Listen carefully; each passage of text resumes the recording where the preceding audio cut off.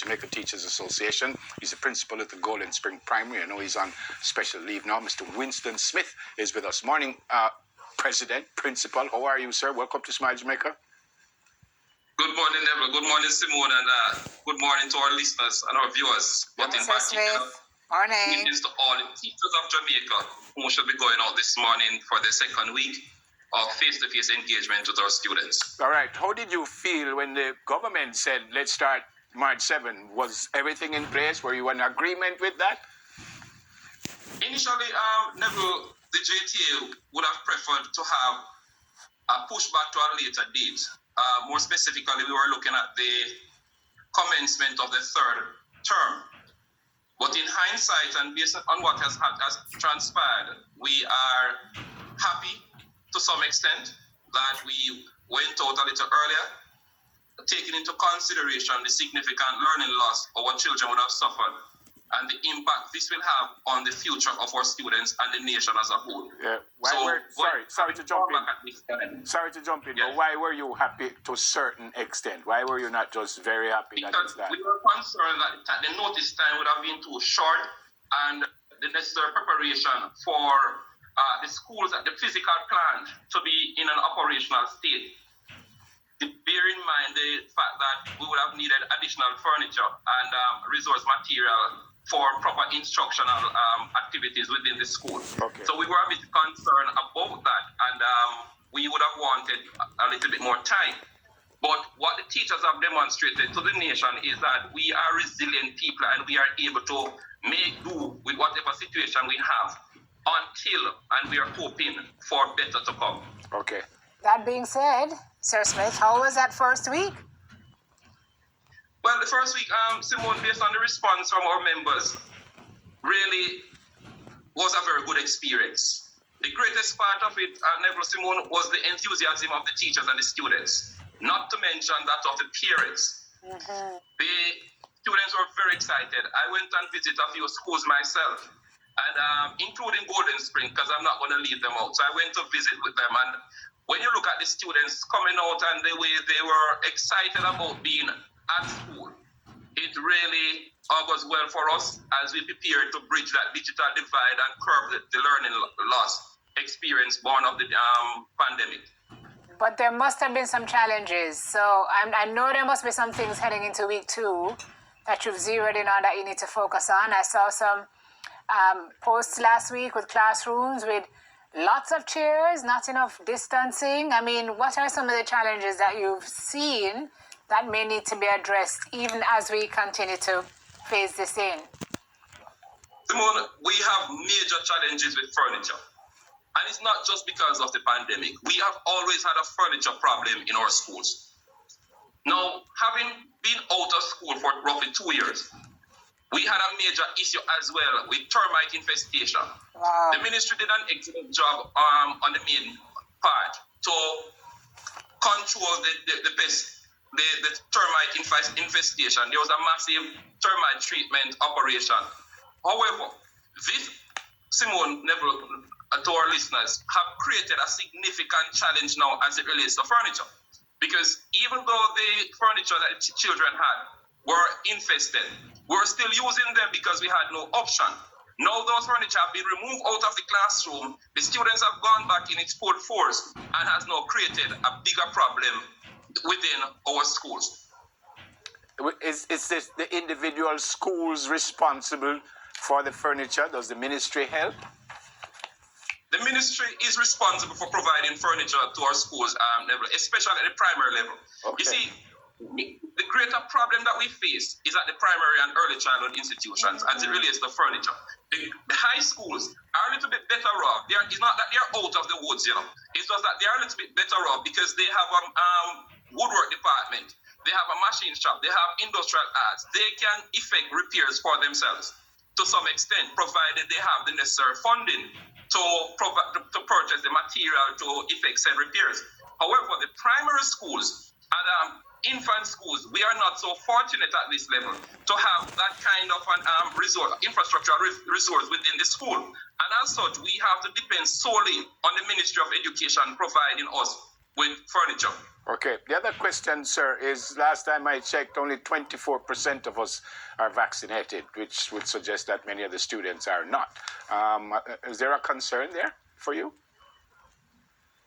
There's always going to be concern, Neville, as it relates to vaccination. And as it is now, the teachers of Jamaica are leading the way as a single group. We have over 85% and trending up. I need to update the data though, because this data may be a little dated in that it was collated from as far back as October last year. But in October last year, therefore, we had over 85% of the teachers vaccinated. The high schools vaccination program is going on. As to how many of the students that are fully vaccinated, we are not quite sure, but the percentage, I believe, from the last discussion with the Ministry of Education would have passed 36%. And I'm being very conservative because I don't have the exact figure in front of me now. But it is trending up, and we are still a little concerned about that, because even though you're fully vaccinated, it doesn't stop you from contracting the virus and being affected by it. Especially if you're in close quarters. Exactly. And this is part of the reason, Simone, why I said to you that we are not 100% happy, because we are aware of the threat caused, occasioned by this disease. And if a teacher is out, and especially, you see, for me and the JTA, I'm concerned about the primary sector, because the primary students are the ones who are more congested in a small space, and the teacher is exposed to the virus. If that teacher is affected, the teacher will be out of school for at least 10 days. And that creates a big problem for the administration of the school to operate effectively if we have one or two teachers out. And especially if multi-grade school, where one teacher represents roughly 25% of the teaching staff. How many students do we have in the classrooms now at the primary level? 40? The average, Simone, is for employment purposes, the ratio is 1 to 25. But the reality is totally different. Right. We have primary school rate having as much as 2,000 students in one primary school. We have schools with over 1,000, and that's for the majority. So any school that is classified as a grade 4 or grade 5 primary school has in excess of 1,200 students. And we have quite a few of those schools on the island here. So it should make the ratio like 1 to what, Sir Smith? So a rough estimate, Simone, I would put it at 1 to 35, plus trending to 40 in some institutions. There are schools with over 45 students in a classroom. Yeah. Oh, so do we need And the rooms aren't big. But it's so roughly 16 by 16, some of them 16 by 20, etc. wow, it sounds like we not only need more teachers, we need more schools. But I've been saying that from I became president level. We need schools, we need more classrooms, we need more teachers, and we are saying one of the recommendations the teachers have submitted to me is that we need to have more teachers engaged in the school system so that we can reduce the teacher-student ratio to 1 to 15, 1 to 10 in an attempt to provide these teachers and the schools with the opportunity to have more engagement, more direct engagement with our students as we seek to bridge that learning loss occasioned by the pandemic. Mr. Smith. But to bring more teachers level and to bring that, as you rightly said, we need to have more classroom space available so that we can have the repair of the system. Yeah. What about the schools on the shift system? I actually didn't know that we still did that. I thought that was a thing of the past. But in reading, when the face-to-face started, the ministry did say they're going to give those schools a little bit more time to set up themselves. But why are we still having schools on a shift system? There is consensus between the JTA and the Ministry of Education, and there's no dissonance between us as it relates to the eradication of the shift system. What it will necessitate is the construction of additional blocks in at our various schools, be it high school or primary school, because we still have primary schools that are on the shift system as well. The desire, though, is for it to be removed. What we need is the financial ability, capability and the willpower to execute such massive construction on the property of the schools to ensure that shift it become a thing of the past. By the way, with the shift system, the teachers, the same teachers teach the 2 shift then, or you have some in the morning and a separate set come for the afternoon?